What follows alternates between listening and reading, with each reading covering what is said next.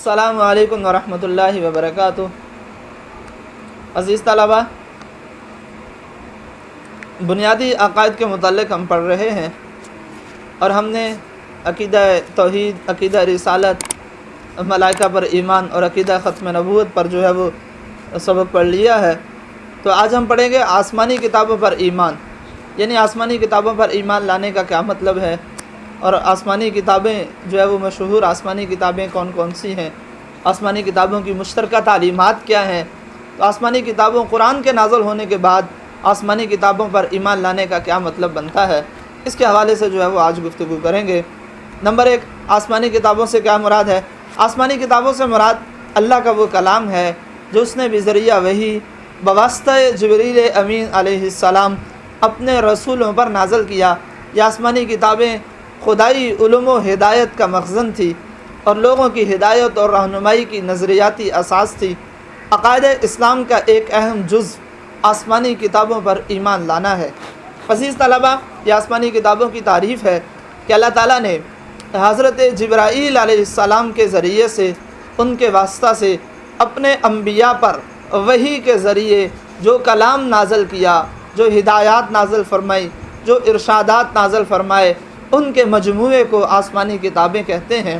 یہ آسمانی کتابیں یہ جو ہے وہ خدائی علوم ہیں، اللہ کی طرف سے امت کے لیے ہدایت ہے، اللہ کی طرف سے امت کے لیے پیغام ہے، اور جو ہے وہ عوام الناس کو سیدھے راستے پر لانے کے لیے یا امت کو صحیح راستہ دکھانے کے لیے اللہ تعالیٰ کی طرف سے ایک ہدایت کا راستہ ہے۔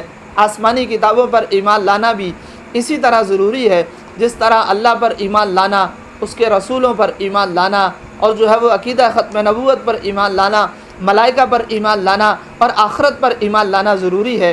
اسی طرح آسمانی کتابوں پر ایمان لانا بھی ایک مسلمان کے لیے جو ہے وہ ضروری ہے، اور یہ عقائد اسلام کے بنیادی جو ہے وہ جزو ہے، اس میں سے ایک ہے آسمانی کتابوں پر ایمان لانا۔ تو مسلمان ہونے کے لیے ضروری ہے کہ تمام رسولوں پر ایمان لایا جائے۔ رسولوں پر ایمان لانے کا مفہوم یہ ہے کہ انہیں اللہ کا سچا پیغمبر مانا جائے، ان کی تعلیمات کو برحق تسلیم کیا جائے۔ رسولوں پر نازل ہونے والی کتابیں ربانی تعلیمات کا مجموعہ ہوتی ہیں، لہذا رسولوں پر ایمان لانے کے لیے لازم ہے کہ ان پر نازل ہونے والی کتابوں پر بھی ایمان لایا جائے۔ ہم نے پیچھے پڑھا تھا عقیدہ رسالت میں کہ رسولوں پر ایمان لانا ضروری ہے۔ تو رسولوں پر ایمان لانا جو ہے وہ ضروری ہے۔ تو ایمان لانے کا مطلب کیا ہے کہ جو ہے وہ انہیں سچا پیغمبر مانا جائے، ان کی تعلیمات کو برحق تسلیم کیا جائے، ان کی تعلیمات کو سچا تسلیم کیا جائے۔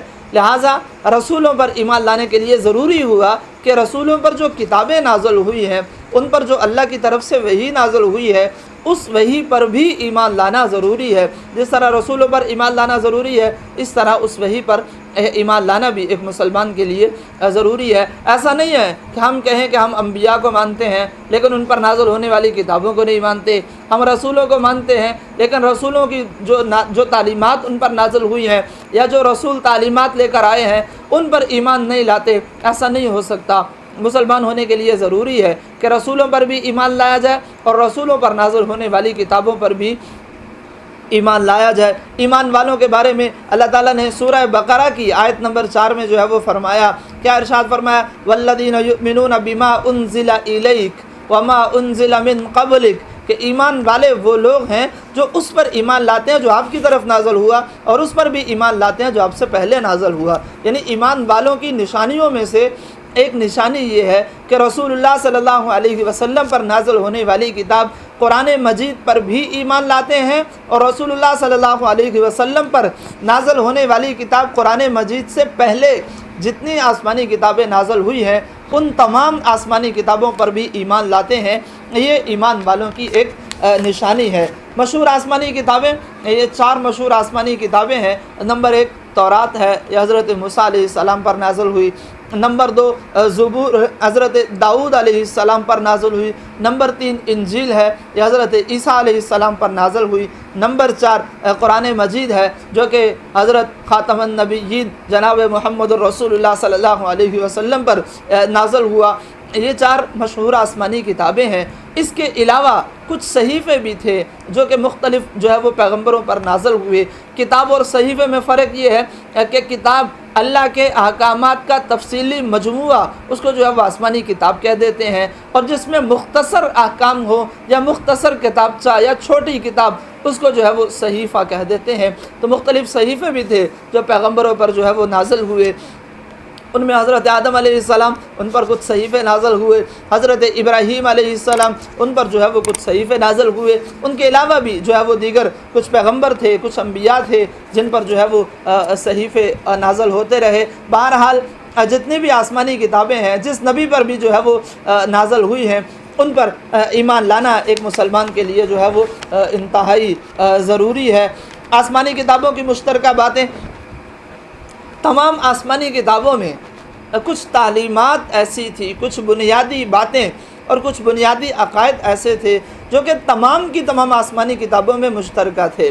یعنی جو تورات میں جو ہے وہ جو تعلیمات تھی عقائد کے سلسلے میں، وہی زبور میں، وہی انجیل میں اور وہی قرآن مجید میں ہے۔ تو آج یہ دیکھ لیتے ہیں کہ آسمانی کتابوں میں جو مشترکہ باتیں ہیں وہ کون سی ہیں۔ نمبر 1، اللہ کی توحید، مطلب عقیدہ توحید۔ عقیدہ توحید تمام آسمانی کتابوں کا مشترکہ عقیدہ ہے، اور مشترکہ تعلیمات میں یہ عقیدہ شامل ہے۔ عقیدہ توحید تورات کی تعلیم بھی یہی ہے، انجیل کی، زبور کی، صحائف کی اور قرآن مجید کی تعلیم بھی عقیدہ توحید کی تعلیم ہے۔ اس طرح اللہ کی صفات کاملہ، اللہ کی عبادت، رسالت پر ایمان، اعمال کی جزا اور سزا، آخرت پر ایمان، یہ وہ بنیادی باتیں ہیں کہ جو تمام کی تمام آسمانی کتابوں میں جو ہے وہ مشترکہ تعلیمات میں شامل ہے۔ یعنی تمام کی تمام آسمانی کتابوں کی مشترکہ باتیں جو ہے وہ یہ ہیں۔ کچھ چیزیں ایسی تھیں جو ہے وہ منسوخ ہو جایا کرتی تھی، لیکن یہ چیزیں ایسی ہیں